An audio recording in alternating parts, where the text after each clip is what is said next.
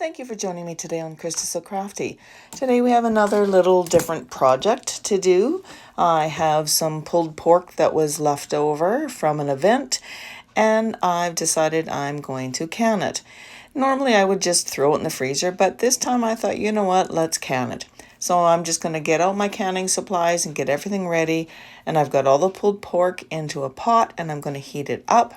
I've got my jars in my canner that are warming up so everything can be hot.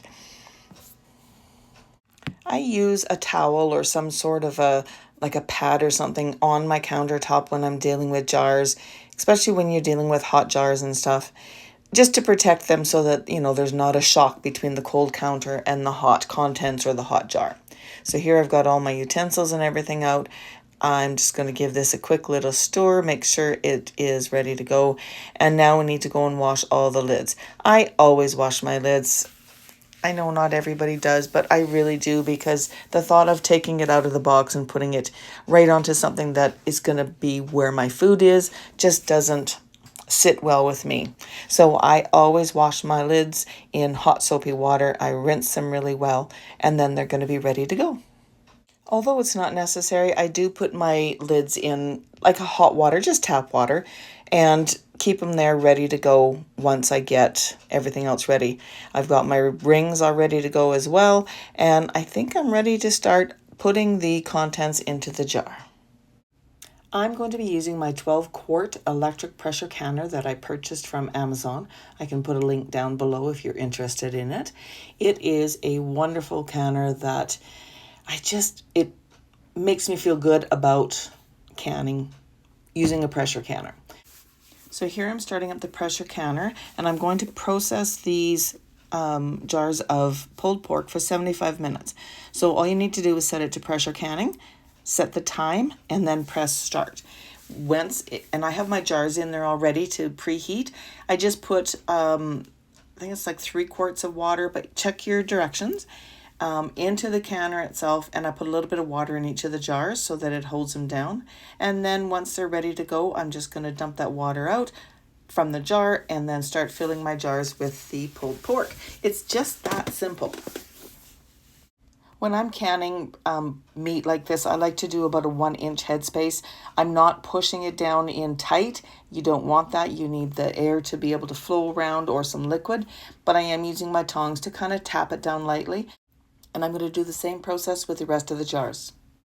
Now I've taken my tea kettle and I filled it with some water and I've boiled it, and I'm going to add that to my jars. I want to make sure that the fill line is up to the 1-inch mark.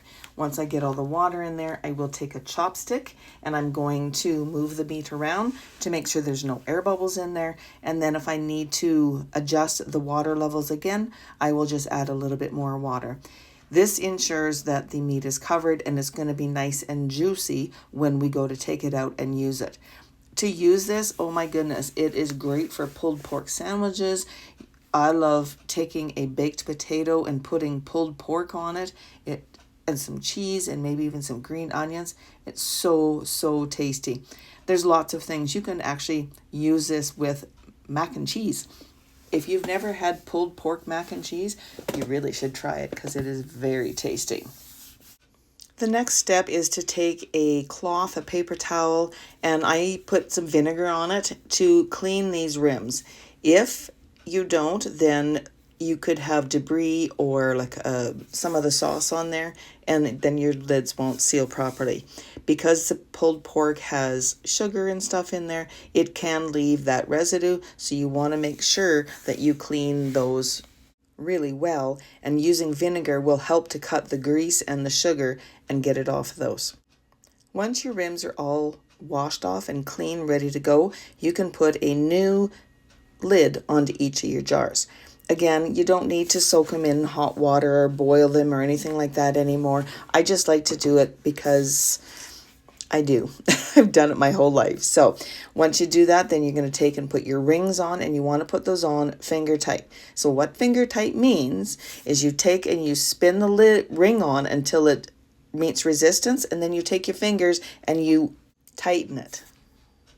Now, there's 2 ways that you can go and do the next step. I like to put either a small glug of vinegar into my canner, or this time I'm going to use some of the cream of tartar, and I just use a spoon to mix it in. This just helps, whether it be the vinegar or the cream of tartar, it just helps so that that white film does not build up on your jars. It's not going to make your canning any less delicious. It's not going to make it's unsafe or anything. It just puts that white film. And this just helps to not have that white film. Now that all the jars are filled, we've got the lids and the rings on, I'm going to place my jars into my canner. Now these are pint-sized jars. My canner can process both pints and quarts for the pressure canning, but it can only process pints for water bath canning. So that's something to keep in mind, but it's okay. I have another canner, a stovetop one that I use for my water bath canning. So now I'm going to press go, and what it does is it moves it on to the next step where it heats it up, and then it's going to let it vent for 10 minutes. Once that is done, I put the little valve back on, and it's going to process for 75 minutes, and then it's going to cool down. Once the valve has dropped, you are able to open the green little thing there and open your canner with the lid facing away from yourself because it will be hot. And then we can now take the jars out of the canner, and make sure you put them on the countertop onto some sort of a towel or a blanket or some sort of a mat, because you don't want the contents, which are extremely hot, to touch your counter, which could be cold, because that could cause a shock and could break your jars. So now these are finished and they look lovely, and I cannot wait to have them, later on in the year or this winter when I don't feel like cooking. This is all ready to go. All I need to go with it is a bag coleslaw with some dressing and a bun, and I've got a meal all ready to go.